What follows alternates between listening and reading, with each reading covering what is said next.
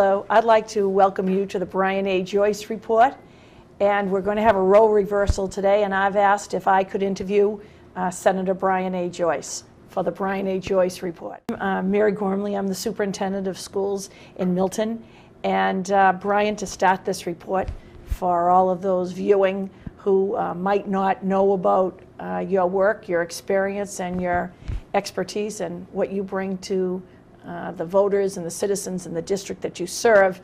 I'm most familiar with you because of your work that you did on behalf of the Milton Public Schools. So in Milton, we have 6 new and renovated schools because of work that when I travel across the state, I've never told you this, superintendents will say to me, young lady, I wish that that gentleman was my senator. And so will you share with the public, because I think in Milton, parents of school-aged children and citizens are so comfortable now with the new school buildings that they really don't know the genesis of how those school buildings came about. And I know for a fact in the other communities that you serve, you have done equal work. So could you share for those individuals who are committed to education and again, on behalf of the state hard-earned dollars, what you have brought to school buildings and school building projects? Sure. Well, let me just say that I'm happy to be the person interviewed rather than the person having to come up with these questions, flattering as they are. Thank you very much, Mary. So it is a bit of a role reversal here for me to be interviewed. First, with respect to the schools, I remember running for office, and one of the things that got me involved was we had a series of Proposition 2.5 override votes. I think we had, I don't know, 13 or something here in Milton, and I had a number of towns in my district had the same experience where the property taxes, you had the Hobson's choice of either raising your property taxes or not providing adequate services for the kids in the schools and having class sizes that were too big. So when I ran, I said I'd be, dogged determination to ensure that we got as much of the taxpayers' hard-earned money returned to my district as possible. And perhaps the thing that probably I'm most proud about, a home care bill that I did as a tribute to my mom, but one of the most significant achievements I think that I'm happy about is to get special legislation passed which enabled us here in Milton to get 6 brand new schools. And at the time, the estimate was about $150 million in state tax dollars. Now, we've been able to reduce that, but as a result, we have 6 beautiful schools. And, it's interesting, you mentioned other towns. Easton is another town where I had special legislation passed so that we could get state reimbursement to get both the high school and the middle school, the junior high middle school renovated. In every town throughout my district now, we've made a significant investment in our public schools, not just in the infrastructure, but in the operational budget. It's never enough, but I'll tell you, I look at Easton, their property values are up 20% this year. And I remember Milton was at a real crossroads where we had a high school that would failed accreditation. We had dilapidated school buildings. We had dispirited parents that were tired of fighting every year to try to get more local funding. And we were losing young families. And what's happened since is we've had an explosion of young families, a new vibrancy in our community. We've now been ranked one of the 5 best communities in the state by Time Money magazine. So I'm very proud of that. And you're right, time marches on and people forget, and what have you done for me lately? I remember one town official telling me that he would buy me lunch on the moon before I'd ever get that legislation through. Well, I did. And it's a wonderful, wonderful thing. Well, it's a testimony to you, and I don't know if the viewing public knows it, but the donors, the Copeland Family Foundation was able to, part of their donation, name 3 areas in the schools. And in the name of Brian A. Joyce, the Pierce Middle School Auditorium has been named, and we're waiting for the signage. So when that happens, perhaps we've had a testimony to you, but we'll have another testimony. And integral, Dr. Mary Grasser O'Neill, who was the superintendent, Charlie Winchester, who was head of the school building, and equal to those two people, Brian A. Joyce. And again, for those of us who were there, the school project from the superintendent, I want to tell you, would have never happened. Those classrooms wouldn't be there, those auditoriums, those cafeterias, those fields, those children wouldn't be living and learning in unbelievable facilities, and the teachers and administrators working without your work. I mean, this town owes you a huge vote of thanks and confidence. That's actually my old high school auditorium, now the middle school, but I'm just happy that it's not the Brian A. Joyce Memorial Auditorium. Oh. So it's, and I'll tell you the truth, I actually asked the Copeland family if they would instead name it after my father, who lives here. We were filming this show at Fuller Village. God bless him, he's going to be 91 next week.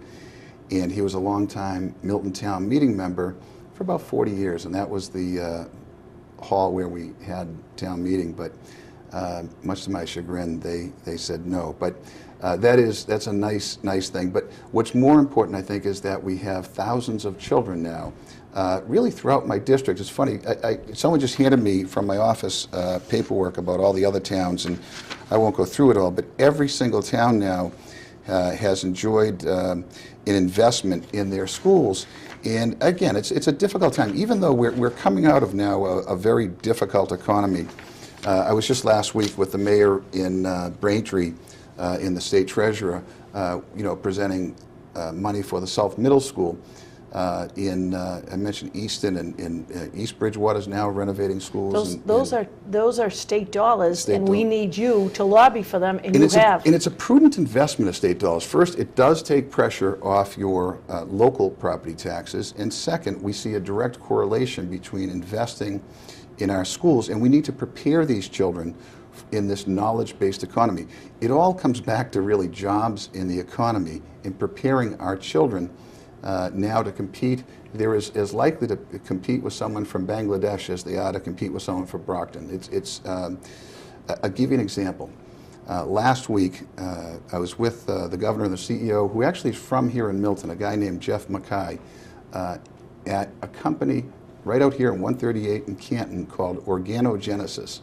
And what this company does, it's really fascinating. They actually make artificial skin. So the product's called Apligraph. So if you have a wound, they're able to apply this product, and it's called regenerative medicine, that it allows your own skin to regenerate. And about 4 years ago, they were looking to move out of state. And in fact, they had a very lucrative offer from Rhode Island, and their chairman of the board had determined that's where they were going to go. There were actually not just other states, but other nations competing for these jobs in this company. And at the ribbon cutting, kind of the same determination I used to get the money for the schools, Jeff made a joke about, but it was true, about my practically forcing him into my car to drive around my district with my St. Andrews smelly hockey stuff on the back and my gym bag. And there was no way I was going to let this company go, nor was I going to let those jobs go. And I worked very closely with the administration, and we made some targeted investments, very targeted investments, the governor's life science initiative. We provided some financial assistance, but the difference was two things. One, there's a so-called clawback provision. It's not just throwing money at a company. If they don't create jobs, they have to give the money back. So it's a prudent investment, just as investing in our schools is. And as a result now, this company has doubled their workforce. In the last 3 years, the average wage is $77,000. They're looking now, over the next couple of years, at likely tripling their workforce. They're having 35 to 50% growth each year. They're over $100 million. And they're the type of jobs that we want to attract here. We want to grow this industry where we might not be able to compete with China or India or Vietnam in labor costs and making shoes and the like, but in a knowledge-based economy, we have the brain power with our great universities and indeed our great public schools. This is one of the things that I think people don't appreciate. just how good we are right now. It starts with extraordinary teachers in the classroom, great parents. All the money isn't going to, make the difference, but we have, in fact, despite a difficult economy, invested more in our public schools than ever before. And we've also raised the standards. We've insisted on performance. Right now, our children rank first in the nation by these standard tests that they take in the 4th grade math and science, 8th grade math and science, high school. Our children are number 1. And in fact, in science now, by one test, our children are number 1 in the world. So this investment, again, this investment of tax dollars is a prudent investment. It's, we see the property values increase. We see that it takes pressure off the local property taxes. Exactly. And we see that it prepares these children to compete in a global economy. So, there's an awful lot of, I think bad news sells newspapers and the media and such. There's not enough focus, in my opinion, on some of the good things that are happening. And we have some great things happening here in Massachusetts, again, in education, in jobs, in the economy. We're now outperforming 48 other states, according to the Federal Reserve. CNBC ranks Massachusetts as one of the top 5 states for small businesses. Imagine that. Brian, you're passionate about your work. So I am. The districts that you represent, will you share with the public? Sure. We're recognized, the senators are recognized by the counties we represent. So if I stand up in the Senate, and now, after 340 Senate presidents, I think, we have the first woman, Therese Murray, from Plymouth, and she'll be presiding, and she will recognize me, and she will say, the senator from Norfolk, Bristol, and Plymouth. For what purpose does the gentleman rise? So I'm identified by Norfolk, Bristol, and Plymouth counties. And it was funny, Mary, when I first was elected, the seat I hold had been held by somebody from Dorchester since 1780. So it was a real sea change for this fellow from the suburbs to capture that seat, and it was a very spirited race. But I currently represent, we'll redistrict again after this census data is compiled, so it'll be a little bit different in 2012. But I have, rather than do it alphabetically, I'll do it from the north. I have Braintree, I have Milton, Randolph, Canton, Stoughton, Avon, Sharon, Easton, East Bridgewater, and West Bridgewater. So kind of starting at Braintree and then coming over to the Route 24 corridor, heading south. So as far south as East Bridgewater and West Bridgewater. It's a wonderful district. But what people are concerned about, irrespective of the community, is pretty much the same. It's a difficult economy is kind of a good time for me, my politics, in the sense that I'm a kind of an independent or common sense guy that's not real ideological, but focused on bread and butter issues that people are concerned about around the kitchen table, and things like jobs. And I mentioned Organogenesis. Let me tell you a couple of other stories. There's a small company in Randolph that I've been trying to get them going. I mentioned this before. Everyone's now concerned about hydration and having enough water, but we're also concerned about these plastic water bottles that are going into landfills and potential leaching from those bottles. So this guy has a great idea. He wants to have, he has the technology, very cutting edge technology, which purifies the water to the nth degree. People would have a canteen essentially and get purified water in the school rather than a Coke or something that's not as healthy. And what he needed was startup capital. And I brought the Secretary of Economic Affairs there because I want to create these jobs and grow them in my district. And the reality is the state can't provide seed capital for every startup business. But I said, there's another way to skin the cat. And so what I'm working on now is to get this fellow contracts to place these machines in state facilities like universities, MBTA stations, and the like. Not only will it not cost the state any money, we'll actually make a couple of dollars, but with those contracts, he can then go to the bank get the financing he needs, grow, prosper, create jobs here in Randolph. So I have things like that throughout my district. I have, in virtually every town, worked hard to get these public works economic development grants. So if you think here in Milton at the Central Avenue Business District, where that was quite dilapidated, Milton Village, the same thing. I got $1 million in both locations, but I can say this throughout my district in Sharon or Canton or Stoughton or Braintree, and I'm just thinking of all the different projects that we have going on or about to happen.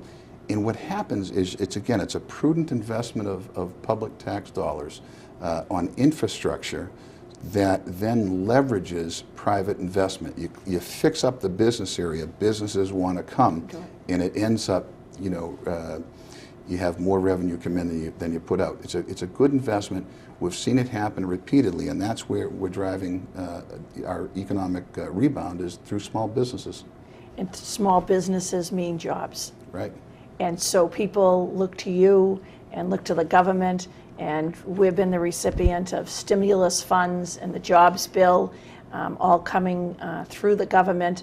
Would you speak to the creation of jobs? Sure. Well, I think the stimulus bill has certainly helped significantly, and people kind of confuse those different federal expenditures now. We're talking federal, I'm on the state. But when the federal stimulus dollars came here to Massachusetts, primarily it's under the purview of the governor. I am on the special committee. I'm in a leadership position now in the Senate, and I'm on the special committee that has oversight of these stimulus dollars. Largely the decisions are driven by the administration, and I think they've done a very, very good job. First, again, we've invested in our schools, in our local, make sure there weren't cuts in local services that would have an adverse impact. None of us wants to have 40 or 50 children in a classroom. None of us wants to fall back from these extraordinary gains we've made in public education in Massachusetts since 1993. But also, what other states had done, I think, a lot of them had simply gone out and essentially blacktopped their highways and spent the money right away and got a little burst. And I think that the administration took some criticism for not spending the money quickly enough. I give them actually accolades. Instead, what they've done, and we've done in a collaborative way, is to try to spend the money, just as I mentioned, those PWED grants then leverage private investment. We invest in a business district. They've done the same thing. They're looking at off-ramps or something, other kind of dry infrastructure, but is going to lead to jobs and going to attract biotech companies to that office park. And everywhere they're looking at the long-term economic impact, not just the short-term pleasure, but the long-term gain.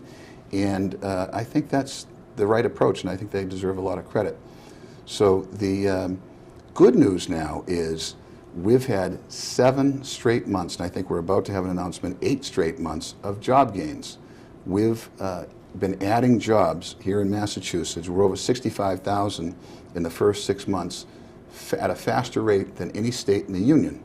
Just yesterday, the figures came out for September revenue from the Department of Revenue, and tax collections were up. And we've had all this positive data. A lot of people, like to suggest the sky is still falling, and there's still people hurting, no question.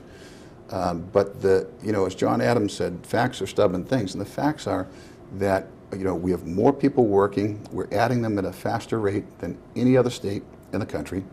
We have, I mentioned CNBC suggesting our economy is outperforming all but 2 states. We've just seen tax collections go up as a result of more people working.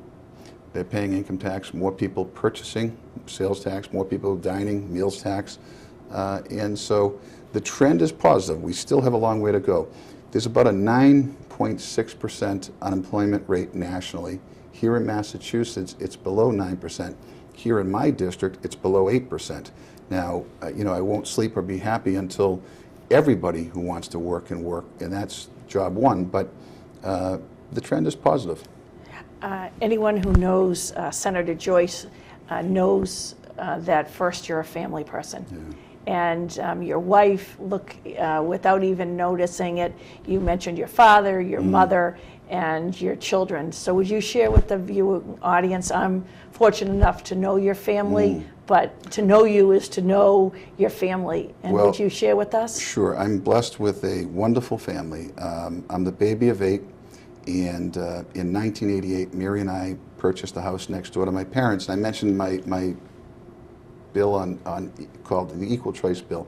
My mom had Parkinson's, and my father was just a saint, was so devoted to her. And Mary and I pitched in, and my sister Joanne was terrific. Everybody pitched in, but we had these home care workers, and I found out that the home care workers, like angels of mercy, that our government policy at the time was to really force people prematurely into institutional setting, a nursing home, because they could get government assistance, but not for home care. And I passed a bill called the Equal Choice Bill, which for the first time ever gave people the right to receive up to that same level of care in the comfort and dignity and safety of their own home.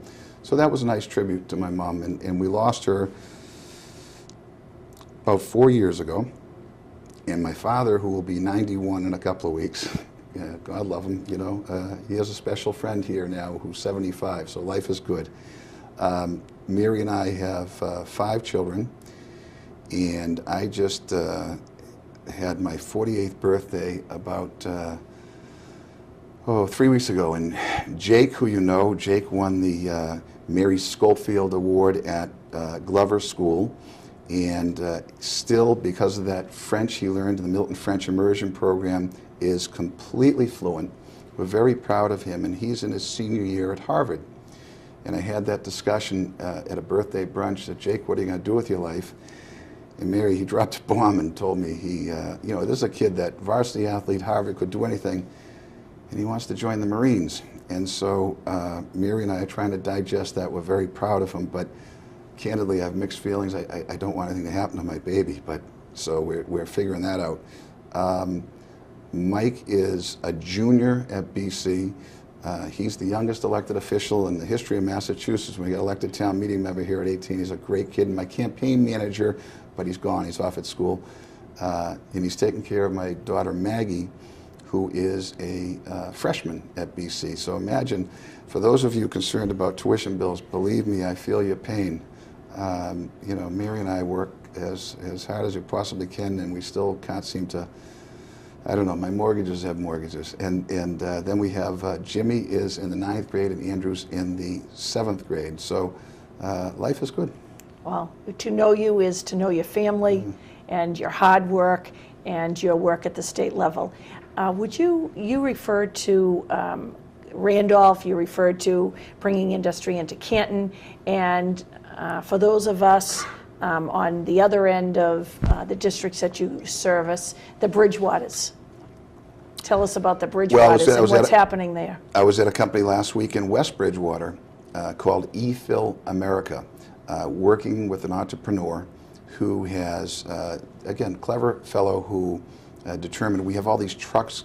We're importing a lot of things into Massachusetts, and a lot of these trucks were leaving empty. And he's clever and said, my gosh, I can get very inexpensive transportation costs because they'd rather have something than nothing. And there was a lot of available warehouse space. And so he's created this company called eFill America that's fulfilling electronic orders. So if you're ordering online for, you know, whatever product it might be, whatever company, it's a fulfillment center. And you know, he's trying to do it better, faster, cheaper, automated and such, but he's creating jobs, and that was terrific. In fact, there was a second company that I was working with in East Bridgewater that is also adding jobs in the same building, and we're bringing Massport in to see if they might, we're actually trying to attract some, believe it or not, to West Bridgewater, some Chinese who want to have a presence here, and we're trying to locate them in West Bridgewater, so working with Massport. And I don't think the voters or the citizens understand how you're out in industry and you're out in the schools, that for the average person, they think that their senators and representatives are in at the State House passing and making and lobbying, that they're out among the people. Yeah, we're doing some of that too. I mean, there's 3 things I do. First, you vote on these grand issues that impact everybody. We now have 98% of our residents with health insurance, our legal residents with health insurance, and some high-profile legislation like that. Second, we advocate for the district. I've gotten money for every one of the towns in my district, and nobody lobbies for the districts better. And for the not just the schools, but public works and public safety, and then the third part is, there are 170,000 people that I work for. I never ever forget that I work for them, and so people call me at my home or at my State House office, and increasingly email. It's hard to keep up with all the emails, but we try to get back to everyone in 24 hours, and so people call for issues big and small, and whatever they call, our job is to try to help. That's what we're elected to do. So, Brian, we live in a time, we see it in the schools with the school budget, the town budgets at the state, that people want transparency.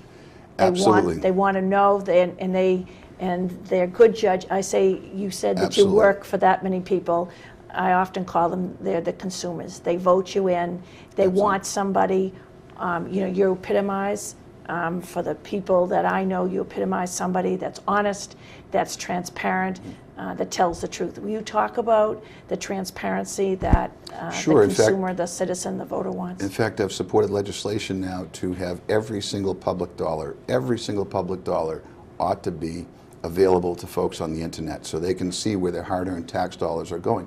And also, I've really worked hard to take on special interest in people that have a vested interest in the status quo to effectuate change. Really, I'm focused on trying to eliminate duplication, government waste. With this past year, we reduced the 7 state transportation, this is like boring but important, right? No, it is 7 important. state transportation agencies into 1. And that saves, I think, $250 million this year. And over the span of time, $6.5 billion.